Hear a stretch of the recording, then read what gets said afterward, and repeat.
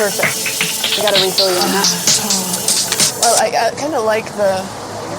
They're like we're in the middle of a conversation. Yeah, we're in the middle of a conversation, and then if he comes, and I can like, hey, I have another one. And I have my cigarette. Oh, I don't think I should smoke. What's with my persona online and smoking? I'm not sure about that. It's just like when in France. I also was like, do I want to break the fourth wall? Yeah. And acknowledge that I'm sitting here? Yes. Or am I like a documentary, like the camera doesn't exist? I think I am always pro breaking the fourth wall. Okay. I've got a little surprise that's going to break the fourth wall instead. Okay. Yeah. But then I'm going to break the fourth wall and say, this is Back Talk. My name is Elizaveta Federmesser, and today my guest is MJ Corey. Yay! Okay. And a big surprise, we're at Flaneuring in Paris. Yep. We're at Cafe Vivienne, the historic location which Walter Benjamin referred to in his arcade project. Yes. Very relevant to the moment we're in today in media. Very relevant. And I also was really thinking a lot about where would it make sense for us to meet, because we were thinking about meeting in Paris and having this omnipresent pseudo event about like iconic Kardashians locations in the city. Yes. Which I was like thrilled to do, but then I was like, this is just like ginormous undertaking, and I have to pretend that I'm like Agnes Varda, and it has to be so gorgeous. But we're toning it down a little bit. Yes. To pursue better conversation. Exactly. We're going to center the conversation, but that's a tour that needs to happen eventually. We can develop it because the Kardashians' relationship to Paris is so big. I think it's like, what is in your opinion the pivotal Paris event for Kardashians in Paris? It's probably a bit too obvious, but it's just too real. The Paris robbery. Okay, I would say that really Isn't was. Isn't that so very close by? I think we are close to it. Yes. Yeah. Hotel No Name. I love that it's literally like no name. It's like this thing that happened to her happened in this weird vortex. You know, this unnameable, unlabelable vortex. And I'm like freaking out. Yes. Are we recording? Mm-hmm. Yeah, but I also thought she was staying at Airbnb because she's constantly referring to the apartment we were in. Yes. So maybe it was a penthouse. Yeah, I think it was a penthouse. Well, so that's like an interesting thing to mention. Last April, I was recovering from a surgery actually, and I got a call from a documentary crew to fly me out to Paris to talk about the trial. While Kim went to the trial of the men that robbed her. Things Instagram would do to I you. know, the power of the internet. And it was my first time in a documentary, which was exciting. And thank you. Is it on Netflix? It's on. In Europe, I think it's on Discovery Plus. In America, it's on HBO. Discovery Plus sounds sexy. It's a very cliche kind of like true crime sort of style documentary, but I was excited for the opportunity. I hauled ass on that flight even though I was recovering from a thing, and we went to the trial. And it was really cool, like Holly and I were saying before we started filming, it was really cool to see a French trial in action. It was very cool after, for me, almost 10 years of doing this project to see Kim in person, honestly. Like facing It was my first time ever in person seeing her and Chris. It was like Chris just stepping out with her new face. I got to see it in person. That was like almost as exciting as everything else. Yeah. True, she debuted the face. It was where she debuted the new face, yes. Yeah. And it was like, I've never seen a jawline like that in person, let alone on a woman of that age. I heard that I saw a movie the other day, and there was a Will Arnett playing the stand-up comedian, the new movie. I want to see that. I love Jordan Jensen. It's all right. Yes. But what I was concerned about is that he has so many wrinkles like around his ear, and I was like, this totally looks like somebody just took his face and did like... He did the rough and tumble facelift then, because those are the ones that don't cut skin. It's really rough and tumble. It's rough, I would call it. I don't know about the tumble, but it's just like, it's there. And totally. You see, like, there's so many close-ups, and I'm like, oh, come on, like, give him some grace. It's like cinching. You can see the seams. It's it's like a curtain here. Yeah. It's really weird. And also, I mean, the results are like, I'm sorry, like, Will Arnett, but he doesn't look 17. Yeah, exactly. Kim does look 17. If you do that, you better look 17. Well, and there's a lot of suffering too. Like, I think a lot about that with the plastic surgery aspect of the Kardashians. Like, people ask me my thoughts on the general plastic surgery culture. I'm interested in the kind of postmodern aspect of it. It's like, you kind of do transcend space and time, but it's like the substance. I was also thinking a lot about how lately all my girlfriends are considering it. Yes. And I find it a bit peculiar because I'm like, well, it wasn't the case of everybody seriously considering a plastic surgery. It's a bit like, it's intense. It is intense. I don't think everybody's supposed to have that crazy face. It's just odd. It's a commodified face. And that's what interests me about it is like the suffering that it takes to get to that like streamlined appearance because it's such a given. For what?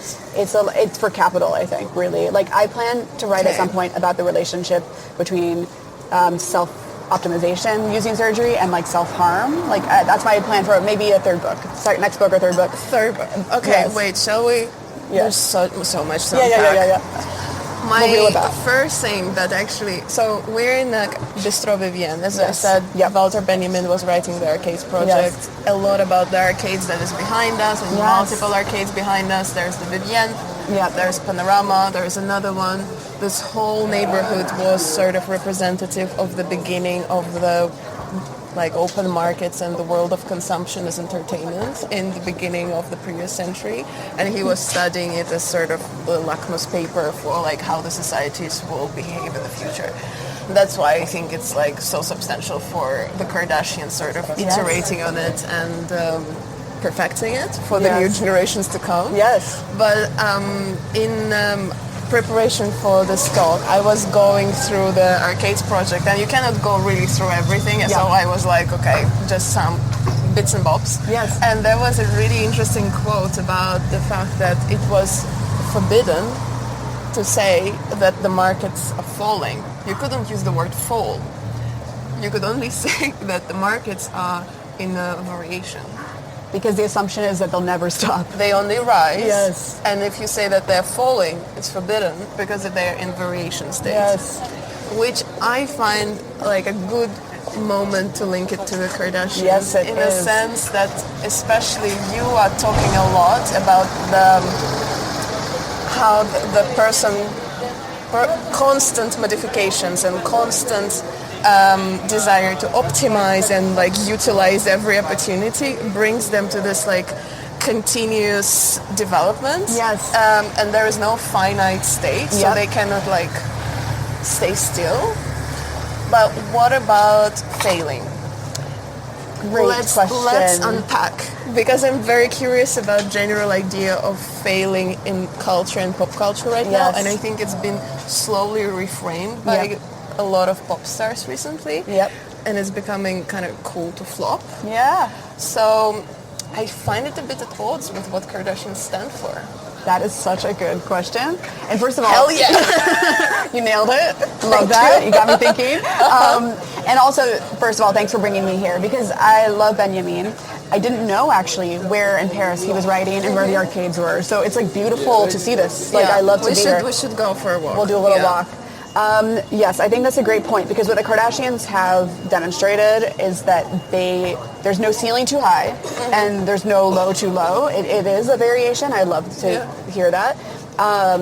And I think that pop stars today that are working in a very current way are responding to a sort of flop era that is happening on the algorithms. So it's really hard to get consistent engagement now because the TikTok algorithm has really been designed to be like a casino, like a slot machine. Like you hit the jackpot, some video happens to go viral, and you're chasing that virality.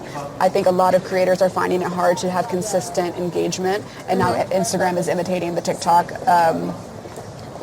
method, I think.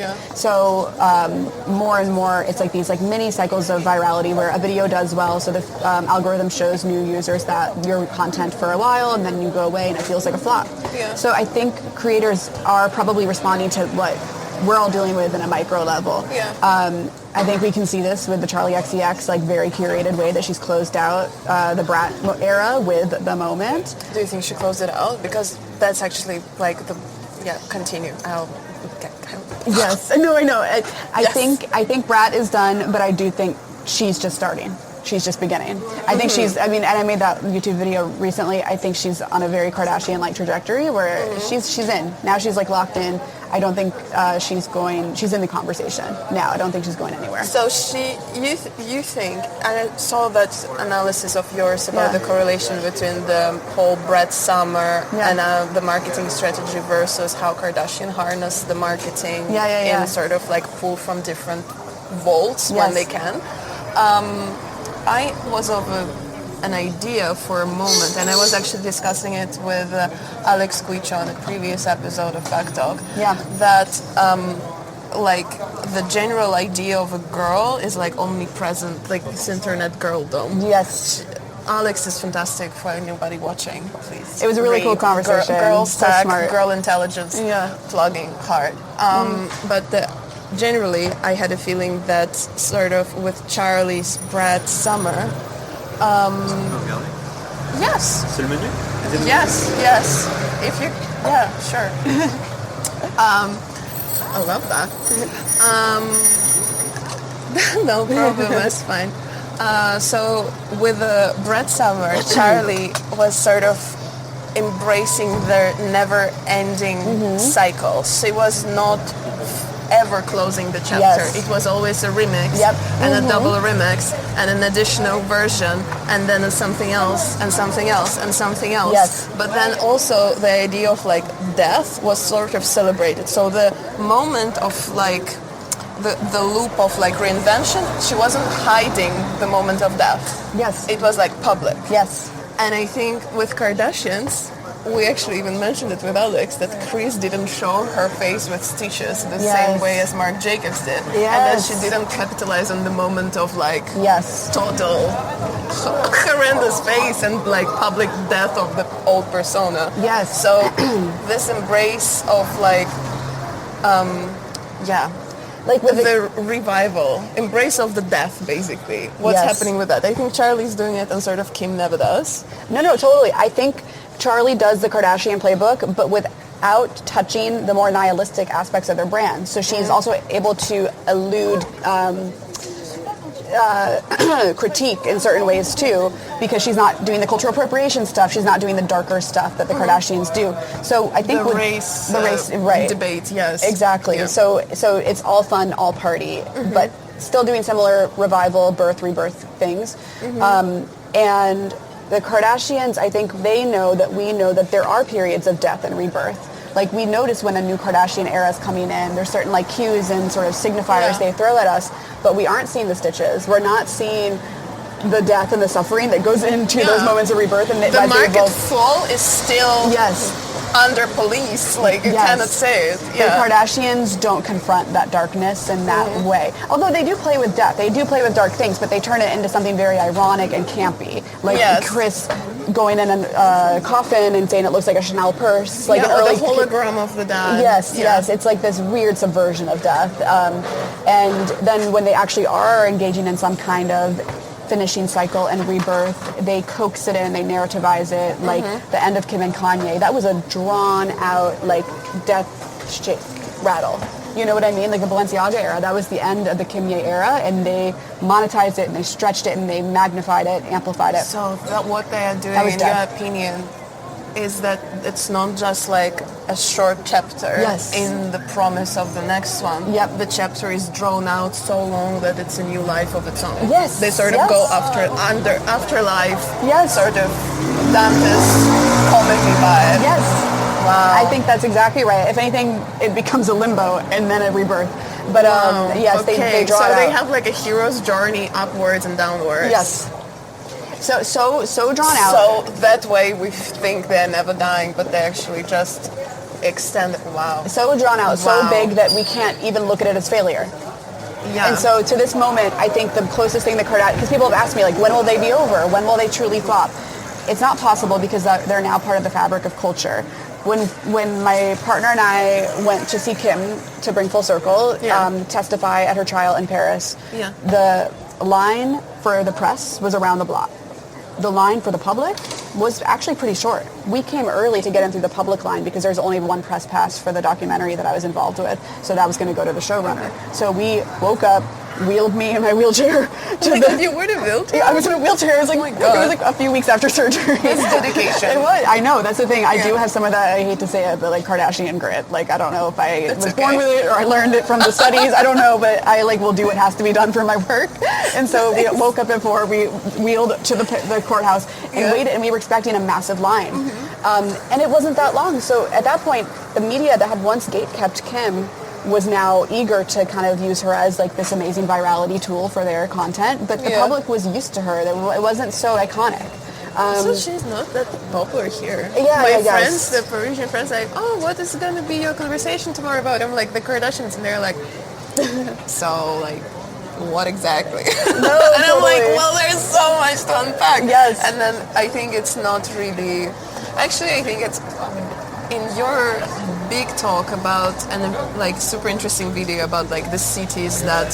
Oh, I'm so glad you watched that. It's my favorite thing I've ever done. It's a great video about which city really personifies the Kardashians, and you sort of swiftly skip over Paris as like, well, now we're internationally fashionable and we're opinion leaders of a sense, but in fully blown spectrum of everything, Kardashians are actually Las Vegas. Yes. And generally very Americanized entity. Yes. And I was actually thinking about it, and so many times I come to Paris, and actually I think it would tie back to this whole arcades idea, that when you come to Paris, it's a little bit like a casino itself.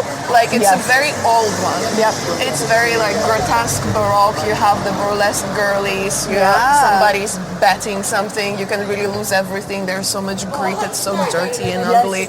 But sometimes it's like you win the jackpot and then you're like in Versailles. Yes. And there's like highs and lows. And that's like the beauty of Paris. That's like super intoxicating. That's so true. Like, in a sense, Paris like is the most Las Vegas you can get in Europe. Yes. Even though it's like so old and so like different. Yeah, well, there's a postmodernism and it has an actual to it. history instead of the fake silicon idea of history in the architecture of Las Vegas. That's like such a great plug with this architect who did the, what is it called, the book? Oh, Stefan Al.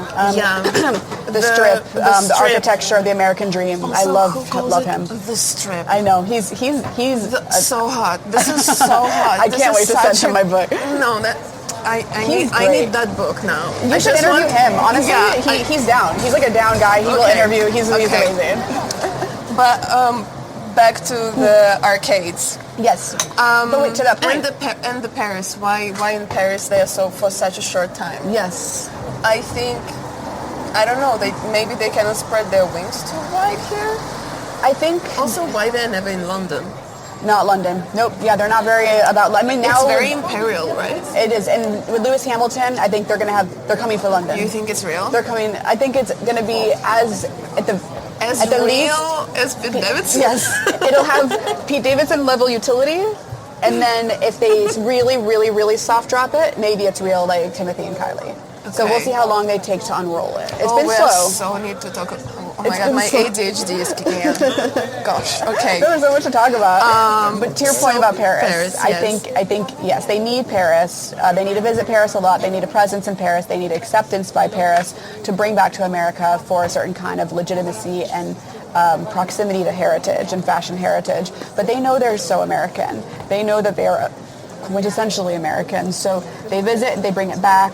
And they can't be exiled from Paris. They can't be. That's why I think they handled the robbery in a very certain way. Mm-hmm. They were willing to kind of work with the authorities and like it almost talk about death and rebirth. Kim being robbed here and having this like traumatic thing happen that was like nearly iconic. It was a brush with death. Mm-hmm. In Paris, drives home that something happened to her. That she was here for Fashion Week. It was her real entrance to the high fashion world, I think, in an official like.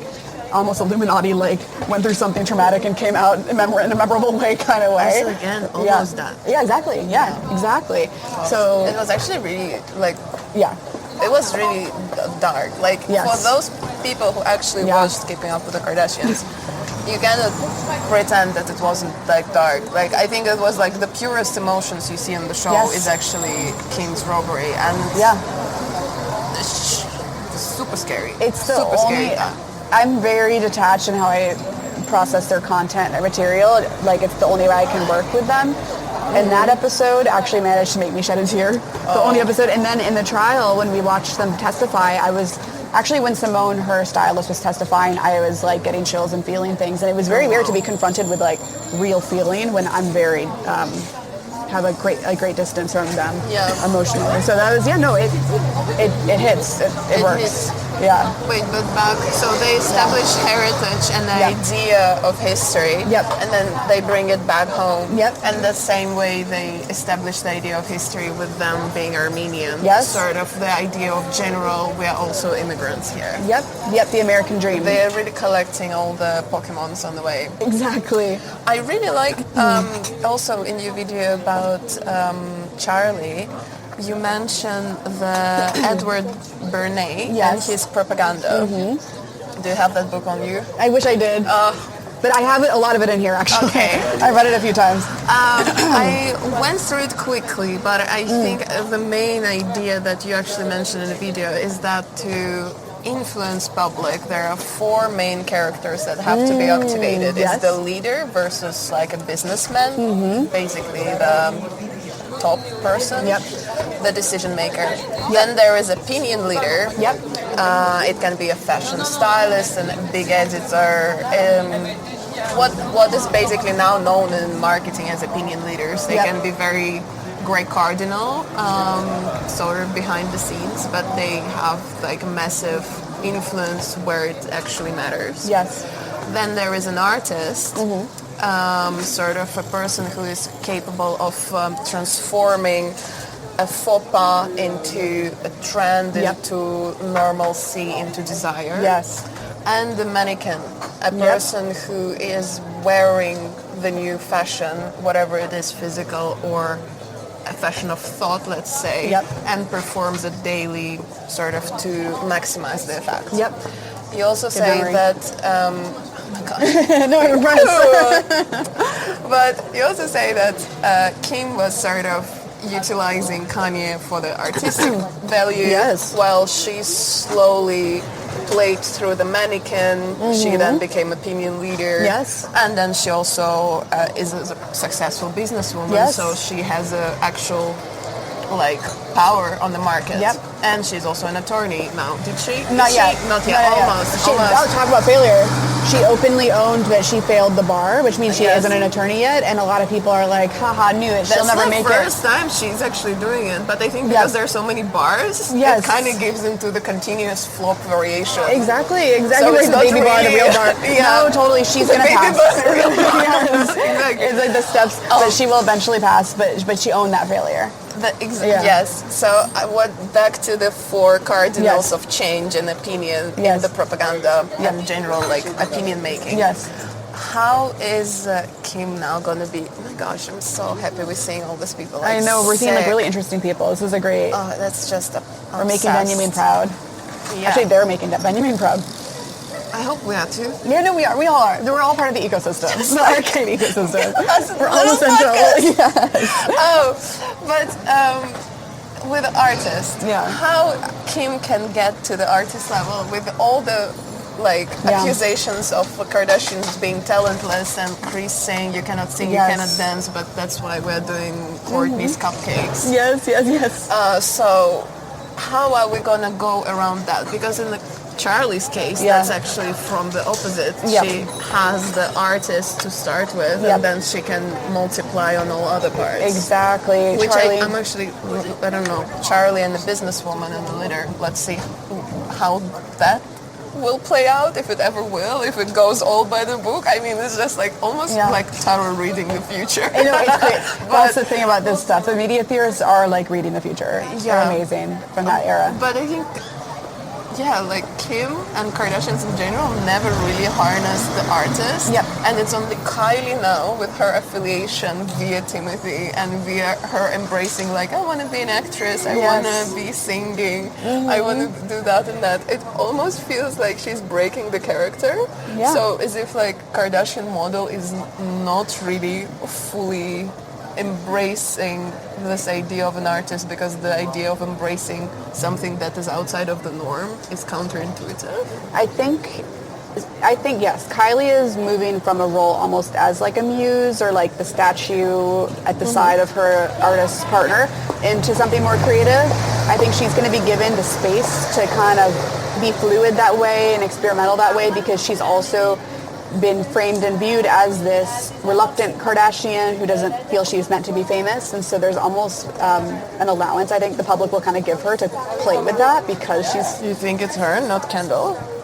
Kendall, I think, has been like labeled a model, and even if Kylie actually serves looks a little bit better than Kendall's just gonna like be the tomboyish model. Yeah. So she's the mannequin. She's the mannequin. Yeah. I think Kim will never come for the role of the artist, even though she is going to start applying vision more and more. Like she applies quite an interesting vision to Skims, and she's going to start producing stuff more, like more television. She'll star in things, but Kim will thrive as a producer, I think, and an investor in things. I think that they understand the world's not really going to receive them as artists.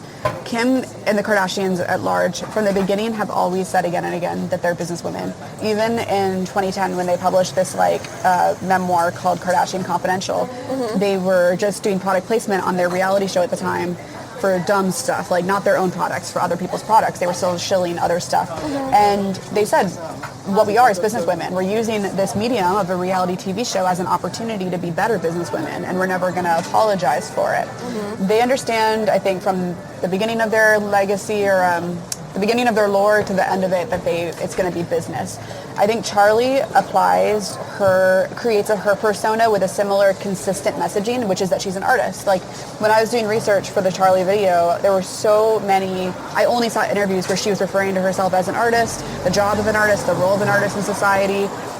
She's going to do the same thing, but with the self-labeling as an artist from the beginning to the end, even when she becomes a businesswoman. So that's my guess, but I think she'll come for businesswoman. Maybe mannequin. I think mannequin and artist are at odds, because when you're a mannequin, can you be a self-artiste as a mannequin? You allow yourself to be dressed by the artist. That the whole idea of social media for the artists? Yeah, that's true. basically your own mannequin. We're the yes. Do the TikTok girl. Well, that's true. That's the internet it girls. Yeah. And Charli is, I think, like this internet it girl turned pop star. She's showing us like... She's really good with TikToks as well. Yeah, she is. I think she's quite well at mannequinning, actually. Yes, the whole true. idea of also, like, I haven't seen the moment yet. It's not out in Europe much. I'm curious what you think. But the whole video where, like, she's, like, the music video is out. Yes. And they're, like, all the mannequins of her, and then she becomes Kylie. I love that. Love that too, but also I think that's actually very much mannequin, because like there is not much of a difference between the two and between any. So it's almost like, I think the whole idea of Brett was like so successful because it's so interchangeable. Like it's so easy to imagine that you are Charli, even though you cannot perform like her, you are like not dressed like her, but there is like certain aspects that you can wear or like feel, or you don't even need anything but a cigarette to like be that. Yes. I think there is like this level of detachment from and total like embodiment is kind of exciting here. Yes. Also, I do like Addison. I'm a big fan. I haven't followed her enough. I mean, what I found interesting was that the Kardashians understood at a certain point that they needed to somehow be relevant or have some connection to TikTok. They were like later to TikTok culture, and so I think she was almost that like medium. Yeah. But besides that, and it was in a case, I'll let this go by and then I'll start. Oh yeah. Because it's loud.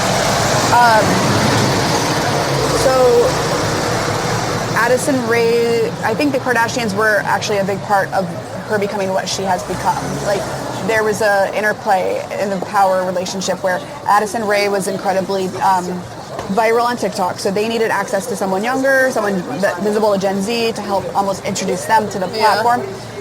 But then they served as something legitimizing for her to show that she can transcend mediums and like elevate.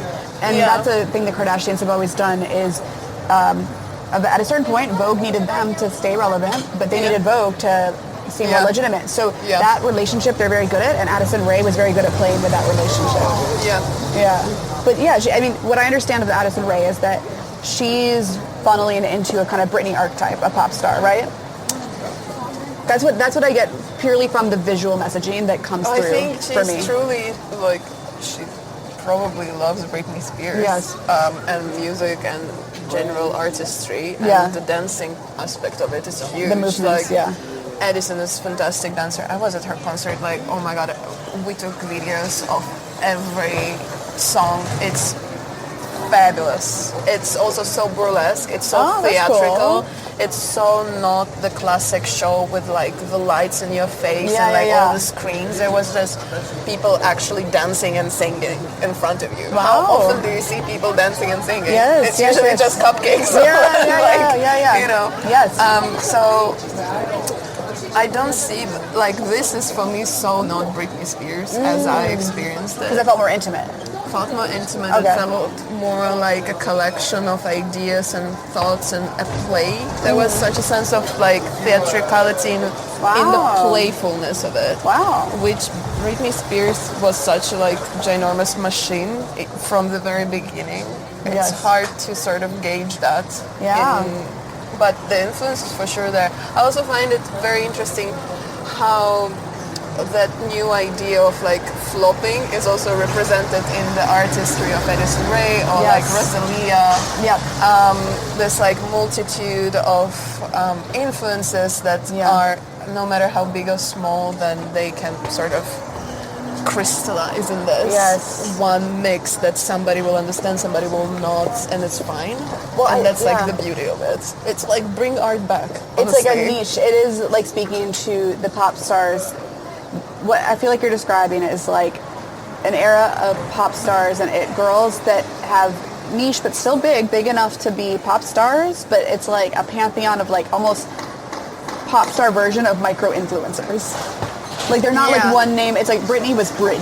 It was like Britney and a few others. But I think it also like allows them not to have this whole like full cycle like Madonna, you know, like this album cycle and the next album cycle. It can be like forever blossoming. Like this album is not a cycle. It's just an album. It almost feels subversive. And it can have like 300 songs on it or 2. It's like it doesn't matter. It is like a rejection of like the pressures and like machinery of a pop star concept as we once knew it in a monoculture. And bringing it back to the whole death and rebirth. Like the whole pop star cycle is based on that. And it's sort of taking it out of the equation.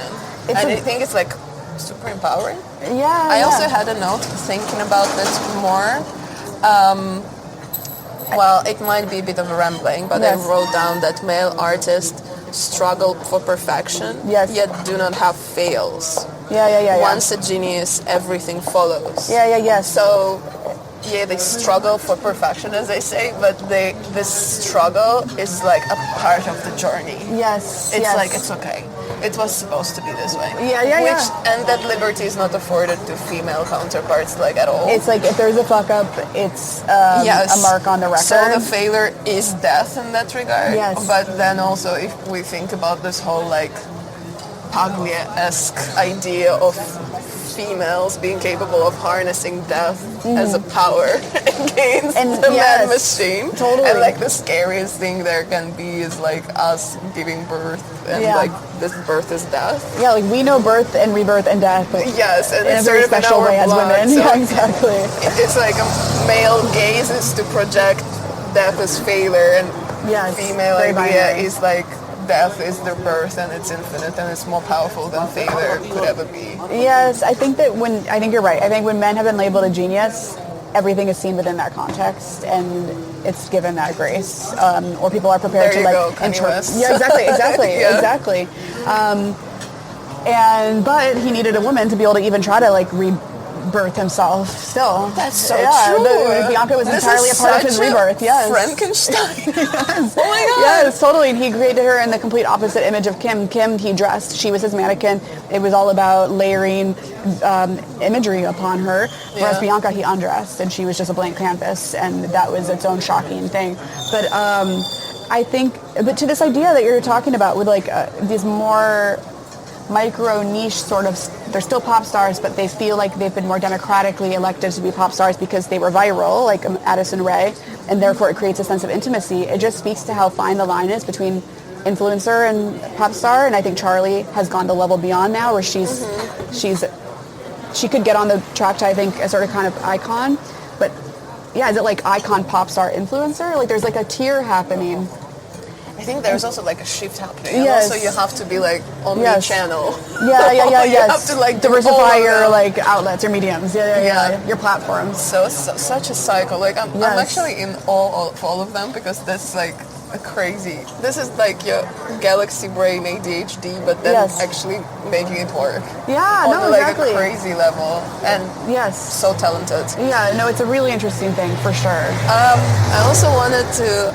I had some questions from Mariana, my friend. Mariana Fernandez, Mora, also a guest on the Back Talk. Yes. She sent in her questions before we met. So, one question. Yes. The conspiracy theory that Kendall is gay, is it to appease younger audience? I don't think so. As a lesbian, it's hard because it's like I'm an expert here. No, You almost choked. I know. It's hard because if we're being like so off the record, but we're on the record, but it's like speaking conversationally. Can we answer it? We can answer it. We can answer it with the disclaimer that like. I can also give my opinion. My opinion is like she clocks. It clocks. It tracks. I've always felt this way. Literally, like as a peripheral, like when I wasn't even watching the show in my like later teens, early 20s. Like I got into the show later than most people.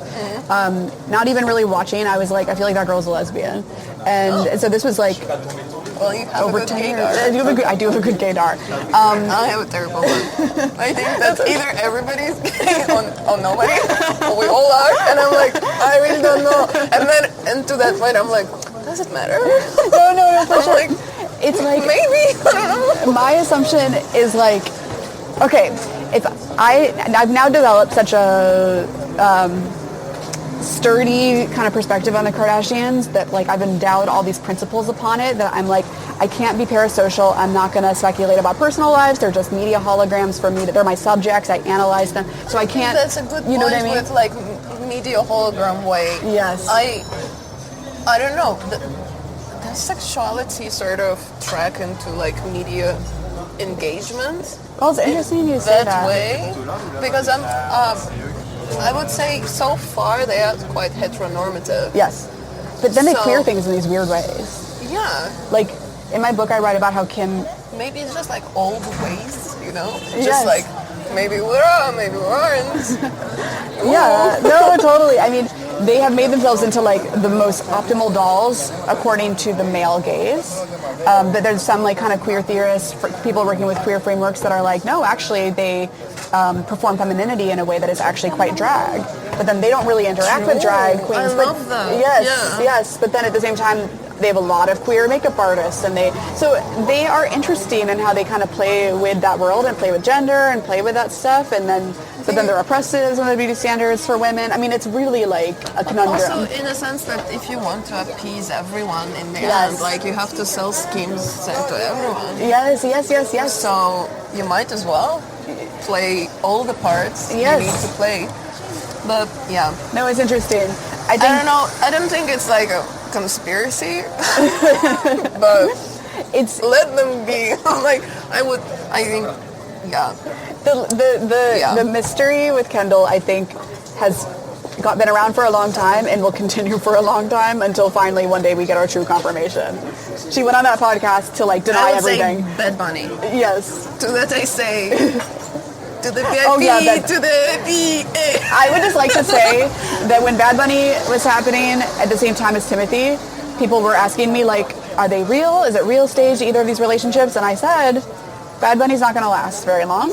Timothy's here to stay. Because, so thank you very much. I always know. I don't know how I know, but I just have. You need like a clairvoyant session. I do. I should. Like your new setup for TikToks is just like you sitting with just like. This is what they're gonna do next. This is what's happening. Yes. This is my like. Woo, it is. Like bring the woo into the mix. Yes. Oh, I like that. Woo and media theory. Yeah. Yes. Okay. Yes. Another Mariana's question, which I'm super curious about. What do you think?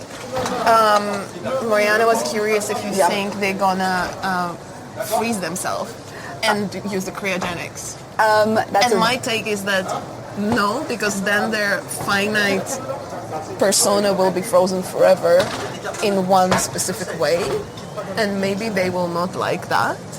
But then, what if they freeze it so that we can project whatever we want on it? Then it would work.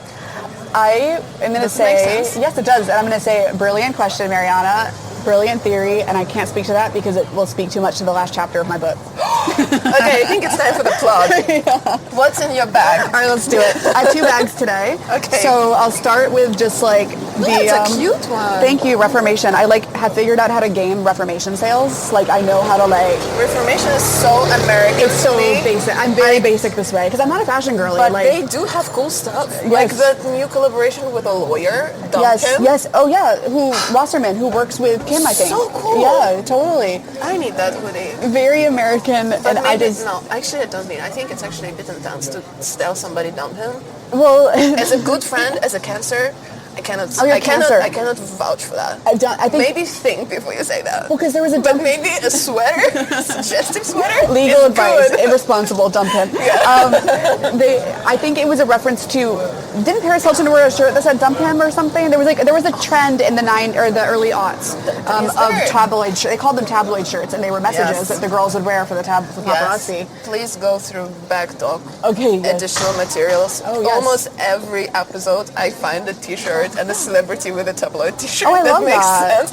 I don't know, they just have it. There's like such bangers. Yeah. Okay. Back to the book. Reformation. All right. So Reformation bag. I just need Reformation to dress me because I don't know how to dress myself. Okay. Here's my phone with like all my shit. It's wow. Yeah. Oh, and you can see my cat, my background, my everything, Baby Blue. I was like, she's just my whole world. She's like what gave me life. Can I see? Yes. This is such grandma core. I know. That's what I'm saying. People don't know the truth of me. Behind the scenes, I am a true therapist. But it's a wallet. Yes, it's a wallet. Yeah, Aren't you afraid that if you lose everything? Yes, that's what everyone says, but it's like I still need it all in one. I don't know how to use technology really. I don't know what my face is showing right now, but I'm like really impressed. No, I think there is such an opportunity for making this even like cooler design. Yeah, make it like a little thing that you can carry around. Why do I say it's a grandma thing? It's not a grandma thing if you just like... Yeah, it's like a little clutch. It's a little bag in and of itself. Amazing. Thank you. Obsessed. Let's see. Oh, well, inhaler, because I'm a girly with many ailments. Let's see. This is chic. Thank you. That's so I only supportive. saw them like... This, mostly because I was filming this with you today. I didn't want to be stinky. Toothbrush, toothpaste. A lot of prepping. Thank you. I just took some mints. And then sunglasses. Maybe I'll change for the duration of this. Yeah. Don't know where these came from. Slay. Thank MK. you. They say MK. MK. Oh, they might be Michael Kors then. So American. I love that. I forgot I had this. We can do... Oh my God.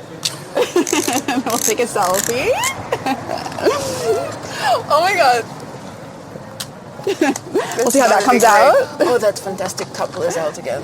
Yeah, they are great with their beautiful dog. They have a beautiful husky that's dressed in all black couple. I think maybe we're gonna see them. Yes, we should be what do they you think? Literally stopping in front of us. Shut the front door, as I like to say now. We should ask Sasha to get a clip of them. Yeah. And then highlighter for my readings, concealer for the purposes of this. Which concealer? It's NARS, actually. Someone taught me that this is a good one to have. It's also mean. It doesn't. Cute. My problem is that things flake very easily when I put things on. My skin's dry, which is also why when I come to Paris, I always I stock up on this stuff. It's the only SPF and a foundation that doesn't flake on me, so I just stock up. I love it. I love Paris skincare. And then Chanel lipstick. Which color? It's Rouge Allure is the some brand. I don't know. I can never tell. I just go in and I can see it with my I clock it. I have no idea. I don't either. Can we see? Yeah. I love this color. Very chic. I love it. I think it's the only thing that really works. Yeah. And then I will show you. This is.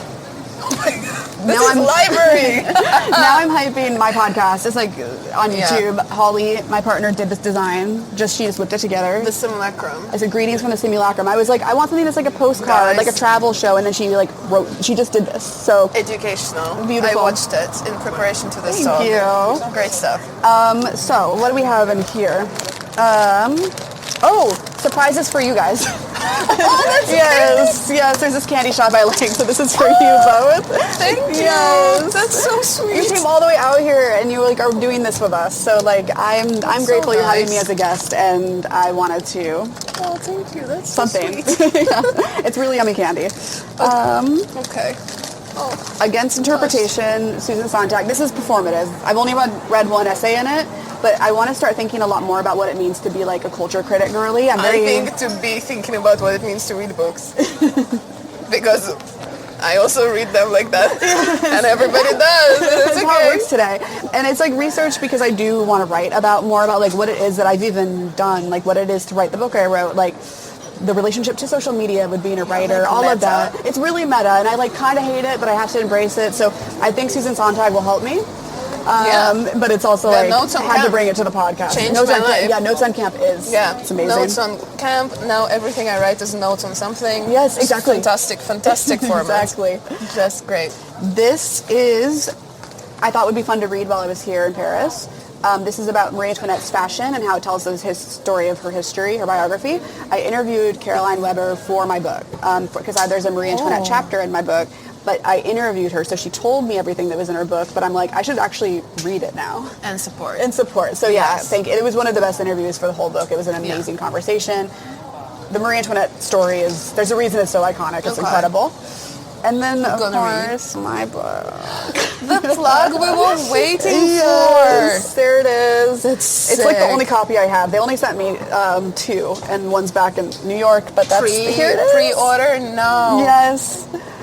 Oh my God. I know. Thank It's you. been so long in the making. It's insane. It has been a really long time in the making. My God. Guys, it's really big. It's here.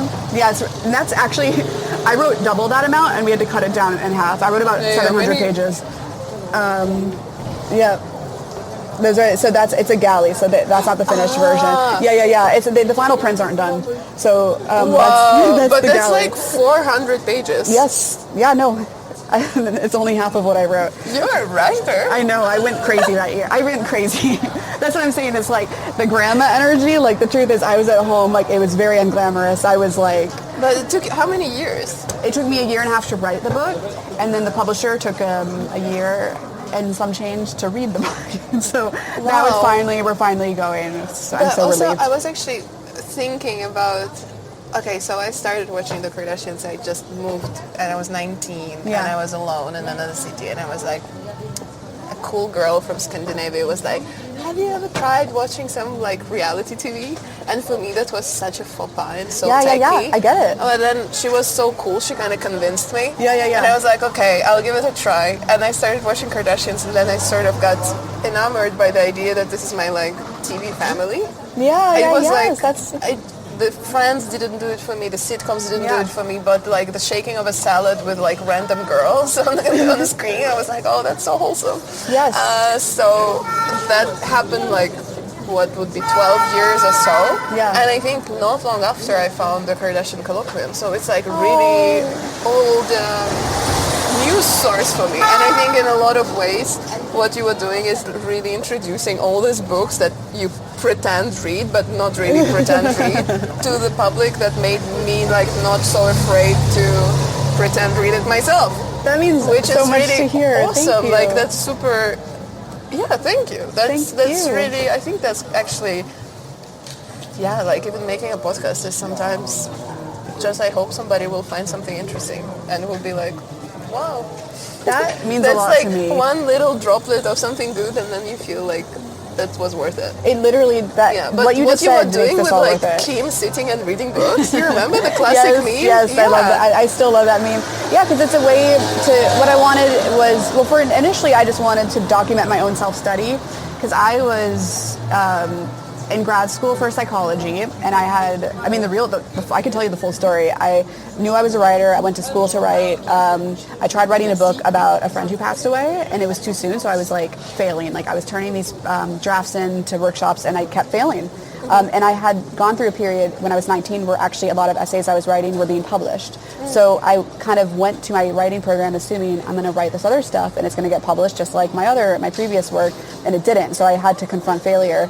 And then I was like, all right, I'm going to become Yes, I just had to deal with it. And it was like a hard time in life. And so then I was like, well, I guess I won't be a writer right now, at least. And I'm going to go to grad school for psychology. And I became a therapist quite young. And it was the perfect, life happened the way it was supposed to. I was so sad at the time, but I was meant to go down that path of psychology, and it changed my life and made me a better person. But I did need an outlet while I was doing all this stuff with patients and psychology and analysis. And so I came into Keeping Up with the Kardashians it was 2018 because a friend put me onto them, a friend that I respected. And I was like, well, if she likes it, then I should watch it. And I found it fascinating. And when was it? 2018. I was late. I was really late. I had the same thing you did, where I was like, I don't care about reality TV. It's junk food. Yeah, I started in like 2015. Yeah. I was late to the game, and and immediately it fascinated me on a philosophical level. So I mentioned it to my sister, who was a media studies major, and she told me to read the Baudrillard. And so I really just made the account initially because I wanted it somewhere to put the things I was learning through the Kardashian lens. And then I started to learn that people like to learn the ideas. So I realized I had to sort of shift my framework now to helping other people understand these ideas. That's what happened to me. I'm like the pupil of Kardashian colloquium. I was like, okay, all that stuff is like actually, I can see how it reflects in the reality, and also like the highbrow thick books to the reality of a TV show that everybody hates on. Yes. And it also gives me such like a teenage anti feeling, being like, you just don't understand you just don't get it. You just don't get it on the level I do, because I read the meme. Like, I know. I love that though. I will say the people that like appreciate my work, enjoy my work, are like confident, intellectually curious people. I love the people that like understand what I'm doing and enjoy it, because some people are like, this is too complicated, or it's too gimmicky, or the people that reject it, I feel like there's like, whatever, it's not for them. But the girls that get it, get it. Yeah, I think if you reframe what you do as like teaching media studies on examples that girlies get, like such a worthwhile pursuit. Just genuinely like it's giving to the world. Well, and also the thing is, when you read the stuff, the media theorists, like you said earlier, they did prophesize this moment we're in. There is no better exemplar of their ideas than this social media reality TV moment that we're in. This is where it was headed. That's exactly what they were clocking. Like, it is the example. Got the receipts. It is. It's like, it is what Benjamin was anticipating. It is what Marshal Mcluhan was thinking about. We are in that moment, and it is the Kardashian moment. And so it was really rewarding to write the book. It was very hard. I really wanted to write the best book I could. There's things that I feel like I really nailed. There's some things that I read it again and I'm like, oh. I mean, I wrote it as fast as I could too. You wrote twice the size, of course. You made to make some concessions. Yes, I had to. I had to cut some things, but it's glorious in pink. Yes, Glorious in Pink. That was my publisher's idea, but I think they were right. And like, I don't know. I don't know how much they want me to share what's in it yet, but like, you can see. We just should this is the end of the podcast, I think. Yes. This is glorious. We just pretend read your book, and we just say thank you, and see you in Paris. Thanks, bitches. yes. Thank you.